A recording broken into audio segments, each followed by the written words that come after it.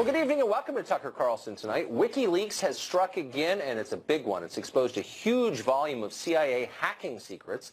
You'd think this would be a massive news story, but the political establishment remains obsessed with chasing the ghosts of supposed Russian hacking and Obama-era wiretaps. We'll talk about this new development in just a minute. But first tonight, the Republican replacement for Obamacare could already be in trouble. Well, the American Health Care Act is one that supported President Trump. Some conservatives in the Congress have already called it Obamacare Light. Some are calling it Obamacare 2.0. Moderates are mad the bill will defund Planned Parenthood temporarily. And, of course, Democrats have no interest at all in gutting the former president's signature accomplishment. Who loves this bill? Does it have hope of becoming law? We're joined now by Republican Congressman Buddy Carter of Georgia. He supports the new bill. Congressman, thanks a lot for coming on. Thank you. So like a lot of people paying attention, I've been spending a lot of the day trying to figure out what this bill says, what the implications are, and some of it seems good, some of it I don't fully understand, but I keep thinking, it's been 7 years. Is this the best that Congress can produce after all those years of promising to replace Obamacare with something better? Well, first of all, let's keep in mind that this is the first step. There are other steps that we have to go through. This is what we're doing in reconciliation. This is what the first bucket looks like. We describe it as 3 buckets. We still got 2 buckets left before we have our final product. But this is a very important part of, especially of the repeal process. And let's face it, Tucker, we've got to do something. I mean, Obamacare is imploding. This is something that responsible people and members of Congress, we understand that we've got to rescue health care, and that's what we're trying to do. I think most people agree with you, and that's why Republicans control both houses of both chambers, and that's why they control the majority of governorships and state legislatures and the White House, in part because they've told their voters, look, this is a disaster, Obamacare. It's never gotten majority support. We're going to give you something better. And so the question remains, why is it a multi-step process? Why does it seem so disorganized? Why wasn't it ready to go a month and a half ago? Well, it has been ready. If you remember, we rolled out our Better Way plan, and in that we gave the major ideas of what we wanted to do. We want to have more accessible, more affordable, patient-centered health care. Listen, I'm the only pharmacist currently serving in Congress. I was a health care professional in my professional life, and I know how personal health care is. I know how important it is to people, and it's important that we have competition and choices in health care. Right now, we don't have that with Obamacare. You know, just this weekend in Tennessee, we found out that we're going to have 16 counties don't have any choice whatsoever. We've got... And that's clearly bad. I mean, I don't think it answers the question after 7 years why it's not fully ready to go. But let's get to the specifics here. So the individual mandate is very unpopular. Polling has showed that consistently over all these years. This is Senator Paul of Kentucky's assessment of your bill. He said it keeps the individual mandate but makes you pay insurance companies, not the government. So there's still a requirement to buy insurance in this, correct? Well, no, not at all. What we're doing, instead of penalizing people and taxing them for not having insurance, what we're going to do is we're going to reward them with a tax credit for having insurance. Now, I suspect what Senator Paul is talking about there is the refundable tax credits, and what that is intended to do is to make sure those people who don't necessarily benefit from a tax credit, that they can get the tax credit automatically and then buy insurance with it. That's what we intend for that to do. Okay, so there's no penalty at all. If I'm what used to be called a free rider and don't feel like getting insurance and continue to go to the emergency room for my health care, that's okay. There's no penalty at all for me. Well, there's not a penalty, but what we're going to do, again... There's no extra cost for me. Well, no, except that you don't have insurance. And you know, what we're trying to do, we're not trying to be punitive here. What we're trying to do is reward and to empower people. That's the key. Right. Of course, I get all that. But here's the central problem that Obamacare tried to tackle. I think it did a bad job, but it's still a problem, which is that the older segment of the population, which is also the richest, by the way, consumes the overwhelming majority of health care dollars. The youngest segment doesn't want to buy insurance because they perceive that they don't need it, and most of them actually don't. You need to get them, the healthy, to pay for the sick in order for it to work. Hence the individual mandate. This bill doesn't answer that problem at all? No, well, we don't, unlike Obamacare, we don't want to discriminate. We don't want to discriminate, and we're not going to. And what we're trying to do, again, is to empower people. We feel like that people who are able to make their own health care choices do a better job than this cookie-cutter approach that Washington, D.C. thinks that we know best and we can tell you what you need in health care. That simply is not working. So if my kids or anyone's kids decide, you know what, I'm 27 years old, I can no longer ride along with my parents' insurance policy, I don't feel like getting insured, The government has nothing to say about that. No one's going to force them to do that. Well, that has been the punitive nature of right. Okay, I just want to be clear on it because there's a lot of debate about what this legislation actually says. So the ban on insurance companies discriminating against those with pre-existing conditions stands, as does the ban on lifetime limits that insurance companies posed on patients. How is it insurance exactly if we're requiring insurance companies to insure people whose policies they are certain will lose money? That's not really insurance, is it? It's something else. No, and listen, the insurance companies are going to be a big part of this. We've got to see what products they're going to come out with, and those products are going to be important into what the market will bear and what the market needs, and I'm sure that's what they will come out with. Okay, but you can't run an insurance. I mean, insurance is a bet, right? That you'll pay more to them than they will pay you in the end, right? It's based on a wager that they make. That's what insurance is. Right. But if the government says you have to take people on whom you know you will lose money, then by definition those insurance companies need government subsidies or they fail, right? Well, we're one of the big stalwarts of our plan is Medicaid reform. We know that this is, listen, you know, this has been called Obamacare. It should have been called Obamacade. Out of the 3/4 of the people who have been added to the insurance rolls have been added to Medicaid through Medicaid expansion. Right. Medicaid was never intended to be for able-bodied adults. It was always intended to be a safety net for those who need it the most, for the aged, the blind, the disabled, the children who need it the most. But instead, it's turned out to be through Obamacare as for able-bodied adults. We've got to address that. We've got to get Medicaid back. And we've got to pass the responsibility and partner with the states. They can do a much more efficient, much more effective job than we can do. Well, maybe. I mean, they're pretty good at fleecing the federal government, I noticed. But if you talk to any governor, anybody involved in Medicaid in the states, and they're honest with you, they'll say that non-citizens account for a big proportion, in some states, a big proportion of their spending on Medicaid. It's not a small thing at all. It's not just like some right-wing hobby horse. It's a real thing. What does this legislation do to prevent people who aren't here legally, who are not citizens, from taking advantage of the largesse of the government? Well, again, what this legislation does, those people won't be getting tax credits.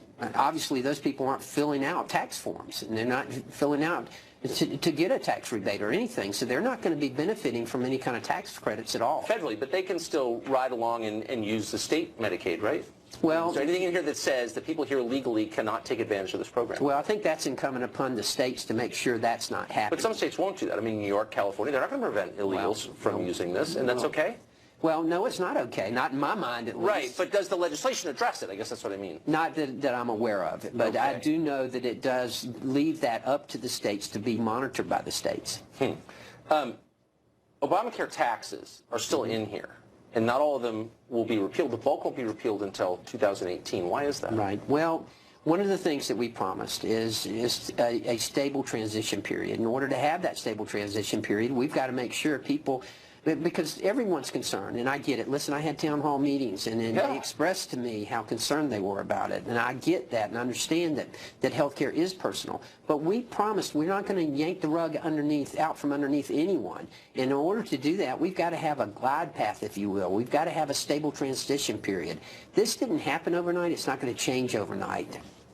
What does this cost? And how many people will lose their coverage as a result? Well, two things. First of all, we haven't gotten the cost estimates back yet from the CBO. But I mean, well, of course, it hasn't been scored officially, but I mean, you're not going to release something like this to the public without giving us some sense of its costs. Well, we feel like we can make it, especially over a period of time, we feel like we can bring down health care costs. We feel like By how much over what period? Well, that remains to be seen. But if we increase competition, if we increase choices, if we increase patient responsibility, then we will be able to wait, I mean, I don't want to be a jerk about it or press you too hard or anything, but I mean, this is the story of the day. This affects everybody in the country, 330 million. And so you got to give us some sense of what it's going to cost, where the money's going to come from, who's going to lose coverage. I mean, you're rolling it out today. What's the answer? Right. Well, the answer is that we're going to create a market that in healthcare that's going to be much more competitive. It's going to have more choices. It's going to be patient-centered. And that's going to create a market that will be much more affordable to people. How much more? That remains to be seen. I mean, I can't give you a figure that tells you this is how much it's going to save. So when Nancy Pelosi says lots of people are going to lose their health insurance because of this, what's your response? My response is just the opposite. I think people are going to have access to health care and better health care, and they're going to be empowered in their health. So people are not going to lose their health insurance because of this? It will be accessible. They will have the opportunity to have health care. I can assure you of that. Can you see why this makes people nervous if you roll something out without any details? I mean, look, I'm not against it. I just want to know what the details are. I understand. But again, that's why we want to make sure we have a stable transition period. If you will note, when Tom Price became Secretary of Health and Human Services, the first thing he did when he got into office was to shore up the Affordable Care Act to make sure that it can last us through this transition period. All right. Congressman Carter, thanks for joining us. Thank you. Appreciate it.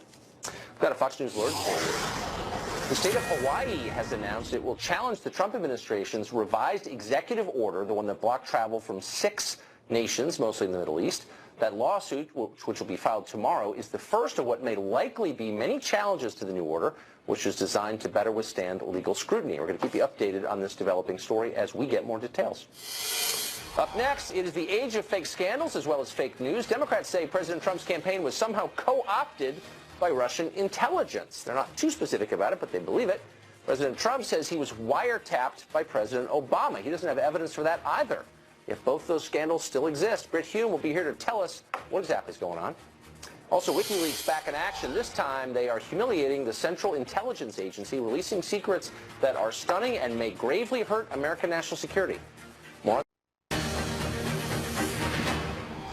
Much like members of a deluded cult, once the Washington establishment decides a scandal exists, no one can ever be convinced that it's bogus, all of it. Well, today, Democrats in Congress are demanding the appointment of a special counsel to investigate claims of Russian interference in the 2016 election, even though, as of tonight, no evidence of criminal interference has ever appeared, to put it clearly.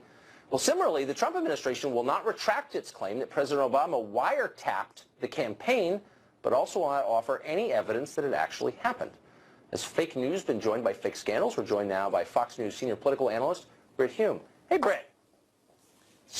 Hi, Tucker.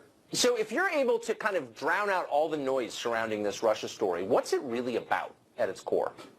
Well, this is fascinating in a way because if you step back from it a little bit and you look at all that's been generated here, which is to say, we have a congressional investigation going on by the House Intelligence Committee and perhaps other committees as well. We have an Attorney General who has recused himself from any Justice Department investigations involving this matter. We have the calls now, as you just pointed out, for the appointment of a special prosecutor or a special counsel to carry out a supposedly independent investigation of this whole matter. And when you boil the whole matter down, it comes down to 2 parts. One is the Russians' attempts to interfere in the presidential campaign. There's really no evidence they interfered in the election itself, that is to say in the voting and the activities that take place surrounding that. So, and I think there is some indication the Russians tried to influence the campaign, most conspicuously by John Podesta's emails that were hacked and then leaked to the public, most of which were embarrassing, but there's no real sign that they had any decisive effect on the campaign.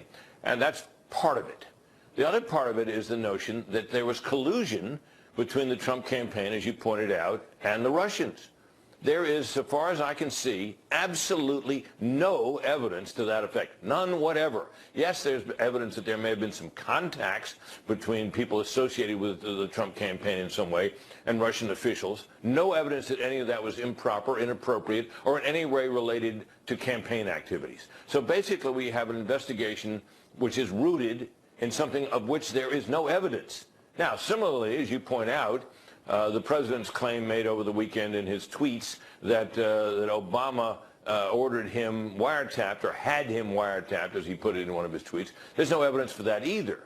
So we have this tremendous stir going on, and the media are really pressing very hard to get the Trump White House to answer for this claim that the president made, for which there appears to be no substantiation. In the meantime, of course, the media are merrily covering, with very serious and sober faces, this whole set of inquiries and so on that are going on into this possibility of collusion between the Trump campaign and the Russians, which, as I say, and as you pointed out, there is absolutely no evidence. It is kind of a remarkable feat of political alchemy by the Democratic Party and its friends in the media to turn nothing into something.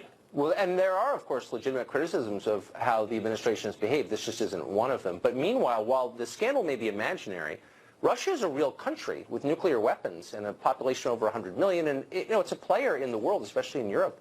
What's the effect of all this on Russia, the actual place, and our relationship with it? Well, this seems to me to be, kind of an irrelevancy that may become an obstacle in relations with Russia. It does seem to me, Tucker, pretty clear that part of the suspicion about this that has been raised, and that's all it is a suspicion, is rooted in the fact that President Trump had said during the campaign, and perhaps since as well, some rather kind things about Vladimir Putin, and suggested more than once that he could establish a working relationship with Putin in which we would be allies in the fight against ISIS and perhaps in other things as well. That proposition that there can be this alliance seems to be somewhat in tatters right now. You have his UN ambassador more than once has been very critical of Russia publicly, and as far as we know with his approval. And he has said himself as well that he doesn't know whether he would be able to have a good relationship with Vladimir Putin. He thinks he might not be able to, but he thinks it would be good if he did. Well, all that seems at this point rather innocent to me. So the question then arises is, how do we deal with Russia and the problems Russia causes around the world, and especially, as you note, in Europe? And that remains a wide open question, but that seems to be pretty much in the hands of people like Rex Tillerson and James Mattis and the people at the CIA, Mike Pompeo, and so on. So I don't think there's yet any reason to worry that there might be some inappropriately soft relationship between President Trump and Vladimir Putin. I don't think there's much of a relationship at all at this stage. Doesn't seem like there is. So really quickly, to the wiretapping question, we know that people around Trump were surveilled by the U.S. government, Michael Flynn maybe among others. The president is in charge of the CIA. They're his employees. He's their supervisor. What prevents the White House from getting to the bottom of this fairly quickly and presenting the evidence? Well, here's a couple of things to remember about this. This strikes me that such wiretaps as there were not related to some domestic investigation, but were a foreign policy matter, national security investigation. That requires a warrant from the so-called Foreign Intelligence Surveillance Act court, which has to look at the possibility that there's probable cause and then issue it. Such warrants are not to be issued except in the rarest of circumstances against citizens of the United States, which does not, of course, preclude the possibility that in intercepting the phone calls, for example, of the Russian ambassador in Washington, that conversations with people close to Donald Trump might have occurred, as we believe we know they did in the case of General Flynn, who then proceeded to mislead the vice president about those conversations. The reason we know about them is there had to have been surveillance of the Russian ambassador, and Mr. Flynn, General Flynn, caught up in that. So we know that happened. We also know that there was probably a criminal leak of that information, which is why we know about it. Well, exactly. But all of this is and the idea that a president would be able to cause a wiretap to occur, which is legally not supposed to occur without the permission of a court, seems a touch far-fetched. And there's certainly no evidence that President Obama actually caused this to happen. Now, I know there are people that think that, he gives a wink and a nod to the right people and that these things would not go on without his knowledge. I don't think that's necessarily true. I think these kind of things can go on without his knowledge, at least up until the point when intelligence is obtained thereby, which is then presented to him in the form of an intelligence report. But these agencies operate not entirely on their own, obviously. He's responsible for all of them, and they're responsive to him. Right, but he's not. He's simply, I don't know of a case when a president has ever been known to have ordered a wiretap.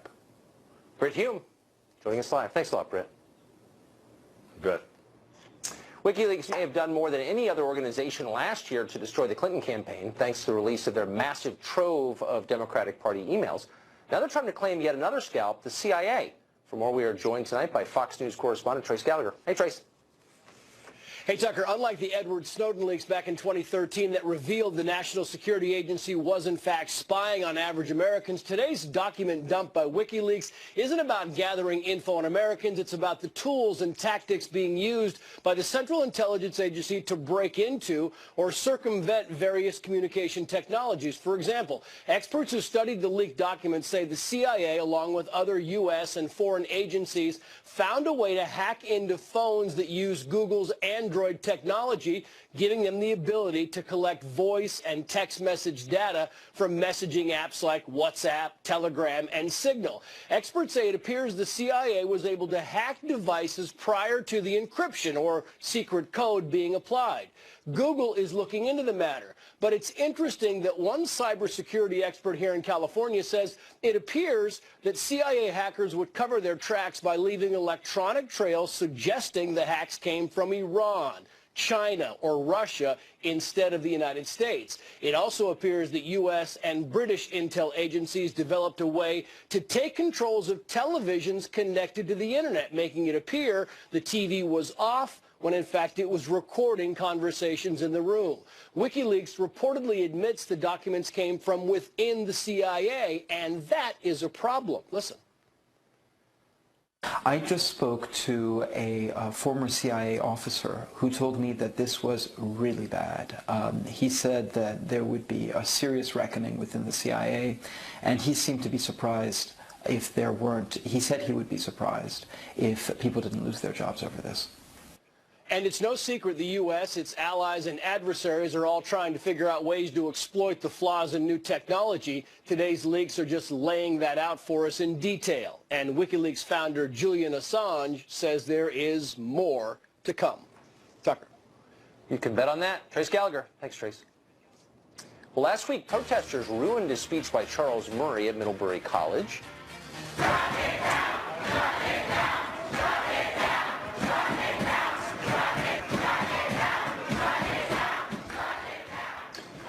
Well, it's a picture of students at Middlebury College in Vermont preventing a lecture by sociologist Charles Murray last week. Instead of choosing not to attend the lecture, or God forbid, listening to his ideas and then debating them, the students attacked him and even injured a professor, escorting Murray so badly that she went to the hospital. Well, thankfully, some professors are fed up with this. People using violence to silence ideas. Jay Perini is a longtime English professor at Middlebury, a novelist, a biographer, and he joins us now. Professor, thanks for coming on. Hey, thank you, Tucker. It's good to be on your show. So I doubt, I'm just guessing, you agree with Charles Murray. I don't think you're a figure on the right, but you seem... Oh, God, just no. Right, that's what I thought. And so, but you're distressed, I think I'm interpreting this correctly, by the unwillingness of students to hear ideas they disagree with. And so you've come up with a list of principles that really, I love them so much, I don't want to suck up too much, but they were great. Things like this. Say nice things. Say nice things. Go ahead. No, it's true. Only through the contest of clashing viewpoints do we have any hope of replacing mere opinion with knowledge. Exposure to controversial points of view does not constitute violence. A protest that prevents campus speakers from communicating with their audience is a coercive act. These all seem like obvious points, great points. Are they not commonly shared on your campus? You know, actually, I think they are commonly shared.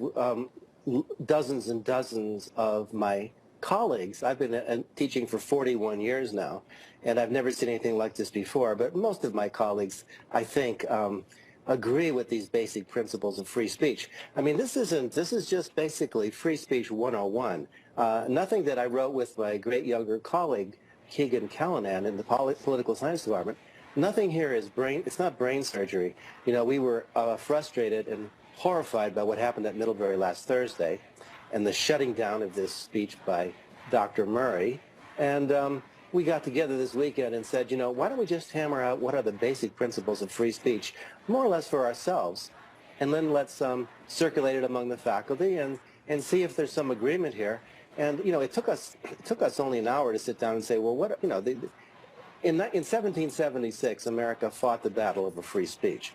These are Enlightenment values, and I'm kind of a free speech fundamentalist, and I believe that the function of the university is to provide a place where those with every viewpoint, left, right, center, and now, of course, it's like the rainbow. There's so many, even on the right and the left, there's obviously a zillion different opinions.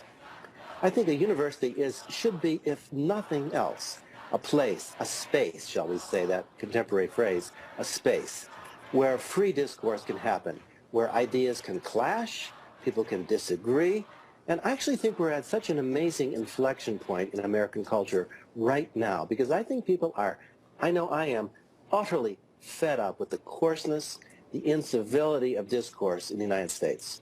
I think we've come to a point, this inflection point, where we have to step back, all of us who are rational human beings, whatever our political viewpoints, whatever candidates or parties we stand for, and say to ourselves, what are the basic principles we agree on here? I mean, we organized ourselves as a nation a couple hundred years or more ago, saying this is a place where we get to talk freely about our ideas. We set up these universities based on Enlightenment principles, and we supposedly adhere to them. I mean, I hope and believe that my own classrooms are a place where students can challenge me and feel free to challenge me. They don't shut me down, and I never shut them down. Amen. Well, I'm for that. There was one point in here that I thought was so wise, it stirred my heart, actually. You wrote, and I'm quoting, a good education produces modesty with respect to our own intellectual powers and opinions, as well as openness to considering contrary views. This is what is lacking in this debate, is modesty. People believe that their way is right and that no one else could have an alternative view. Do you think that modern university life inculcates that modesty in students? Well, obviously it doesn't, and I think it's a problem. And I think it's why we have to go back, unfortunately, to Free Speech 101 and what is the purpose of the university. And I think inculcating modesty, why should we be modest? I mean, I have a lot to be modest about. I don't know that much. None of us do. You don't. I don't. Exactly. We all, Robert Frost, I did a biography of Frost 20 years ago, and I love his phrase. He said, we all proceed on insufficient knowledge. Exactly. And I think you proceed, I mean, here you are, I'm sure debating a million people, going over a lot of ideas. You proceed on insufficient knowledge. I'm not accusing you of that because... No, you're right, I do. Of course. I proceed in my life on insufficient knowledge, and that's why we have to be modest. And I mean, I think we have to actually teach people modesty. Yes. And I think that's one thing, that's where we have failed. And the problem is we're not really, frankly, seeing modesty anywhere in the culture very often. No, and that's the key to parenthood, is raising children who know what they don't know. Really quickly, we're almost out of time. How many of your colleagues signed this? What percentage would you say of the faculty signed this statement of belief? I'd say we're certainly up to a quarter. We've left it open until March 11th or 12th, and every day we're getting another dozen or 2 dozen signatures. I forget what we're up to now, but dozens and dozens and dozens of my colleagues. And what's so interesting, when I looked over the signatories, I saw young people, old people. I saw people of color and white people. I saw people that I know are not hard left, but left. People who are not hard right, but right. People who are libertarians. I was really quite thrilled by this coming together. And I think, oh my goodness, we might be at the beginning of something quite wonderful in this culture. And maybe it only begins when you have a little conflict like we had here last week. I think that's right. If you get to 65% of the faculty, I'm going to send my kids there. Thanks a lot, Professor. Thank you, Tucker. It was great. We welcome your children. Thank you very much. Bye. Up next, we'll talk to a historian and farmer, Victor Davis Hanson, who just wrote an amazing article about why rural voters vote very differently from those in the cities and suburbs. Stay tuned. Don't be sneaky. Tell me exactly what she means. It's something you will only hear on the show.